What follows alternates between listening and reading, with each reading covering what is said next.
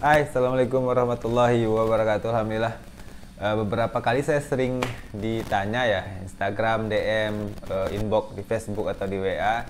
Ada teman-teman yang men-screenshot foto daripada busur-busur yang mau dia beli, baik di Shopee, di mana-mana lah. Kemudian dikirim ke saya hasil screenshotan dia. Baik itu berupa foto atau spek busur tadi. Bang, busur ini bagus nggak? Katanya.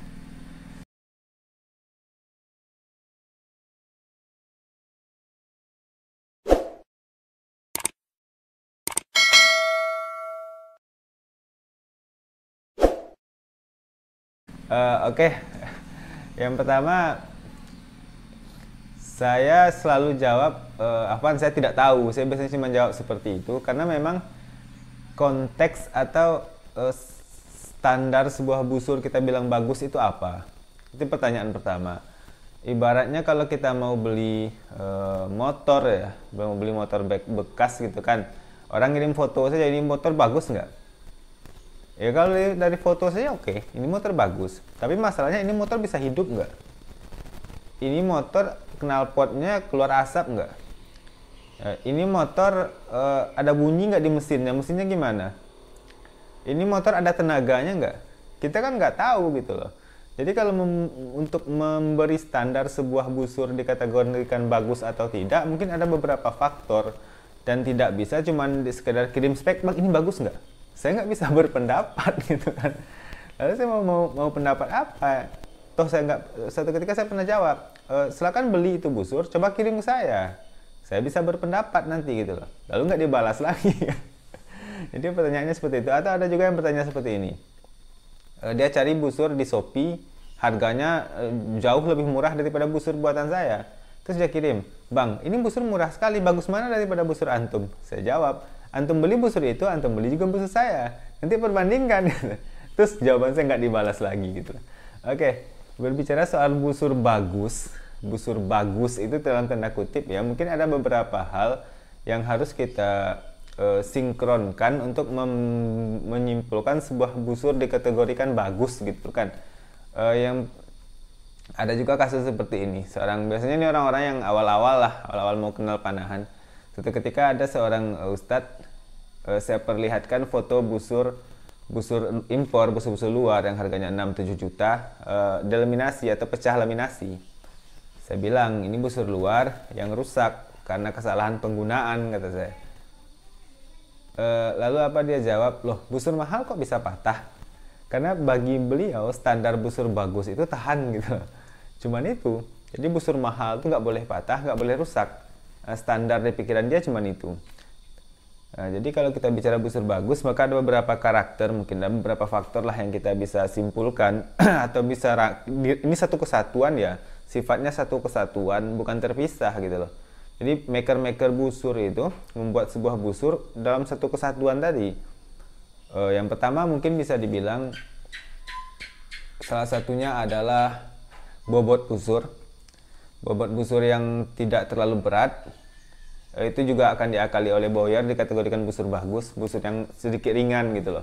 Kemudian busur yang memiliki tarikan yang tidak stuck, dalam artian sampai maksimal draw itu dia masih nyaman, tidak mentok gitu loh. Bisa, yang pertama mungkin bisa tadi berat busur, yang kedua tarikan dia tidak stuck, dalam artian memang sampai daripada titik drawling kita dia masih ada sisa lah ke belakang, itu bisa dikategorikan. Kemudian juga panjang busur atau ukuran busur itu bisa masuk ke dalam kategori busur bagus enggak, yang dalam artian itu pribadi masing-masing. Panjang segini bagus nggak buat saya gitu, panjang busur atau ukuran busur. Yang berikutnya mungkin bisa dari sisi lesatan tembakan anak panah. Jadi ada busur yang memang hasil lesatannya lebih, nah, itu bisa diuji mungkin dalam panahan menzil dan sebagainya, atau diuji dalam penggunaan chronograph, nah, alat pengukur kecepatan itu kan. Jadi ditembakkan anak panah dengan GPP tertentu di atas chronograph, kemudian dicek hasilnya. Jadi lesatan ini juga mempengaruhi lah suatu busur dikatakan bagus atau enggak. Yang berikutnya bisa dari segi handshocknya mungkin, handshocknya ini busur handshock atau enggak. Yang berikutnya dari segi vibrasinya mungkin, ini busur dari segi vibrasinya bagaimana. Yang berikutnya mungkin dari segi akurasi busur. Ini busur akurasinya bagaimana? Karena ada memang busur-busur, walaupun busur tradisional ini konteksnya skill si pemanah ya, tapi memang ada busur-busur yang akurasinya bermasalah gitu loh.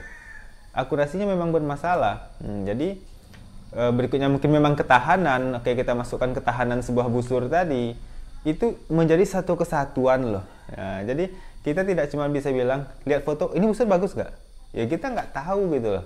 Kita nggak pernah coba akurasinya, kita nggak pernah coba handshocknya, kita nggak pernah tahu ketahanannya, kita nggak pernah tahu hasil tembakan anak panahnya kecepatannya bagaimana, kita nggak pernah tahu bobotnya berapa, kita nggak pernah tahu kan, kita nggak pernah pakai soalnya. Jadi ketika kita berbicara sebuah busur bagus, maka semua paket tadi menjadi satu kesatuan. Busur-busur mahal itu, kenapa mereka bisa mahal? Karena satu kesatuan tadi. Bisa jadi lesatan busurnya luar biasa, sehingga menjuarai lomba-lomba semisal menzil, misalkan lomba tembak yang paling jauh gitu. Ada busur yang mungkin ketahanannya luar biasa, sehingga ketahanan luar biasa tentu tidak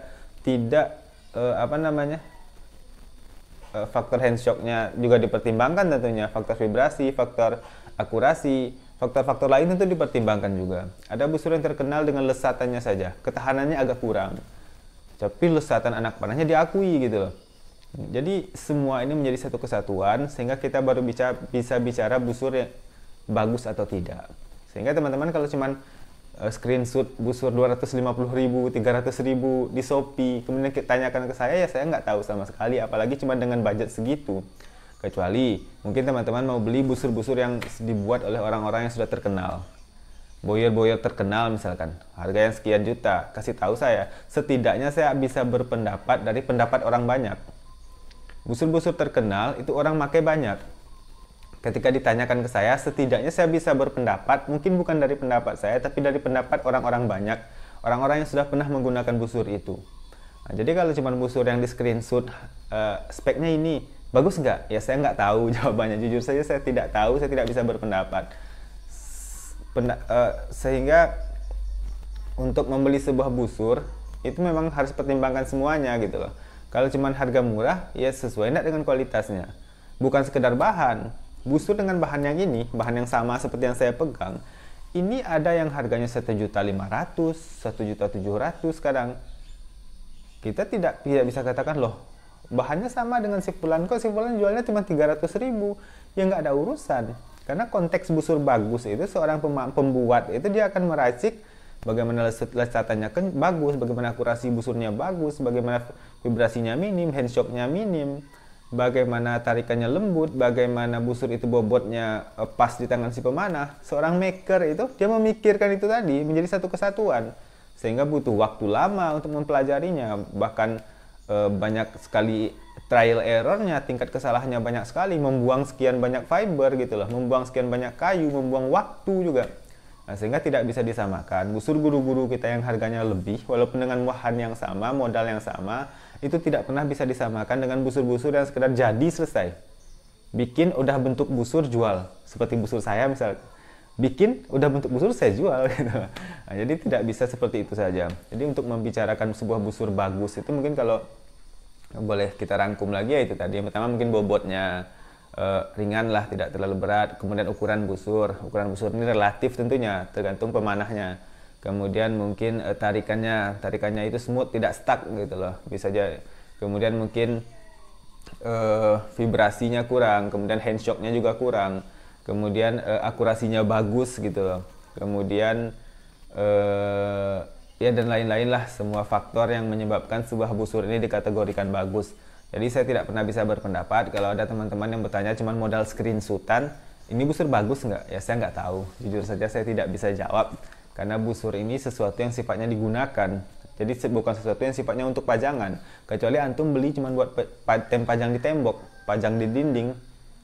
Ya ini bagus nggak? Ya saya lihat aja bentuknya. Oh bagus, ya udah pajang di dinding. Tapi ini busur untuk sesuatu yang akan kita gunakan, kita pakai, kita amalkan. Jadi nggak bisa dilihat hanya dari segi bentuk foto seperti itu. Kecuali busur-busur yang memang sudah ramailah orang pakai. Itu tanyakan ke saya, setidaknya saya bisa berpendapat dengan pendapat orang banyak. Kurang lebihnya seperti itu. Semoga bermanfaat. Sekian dari saya. Assalamualaikum.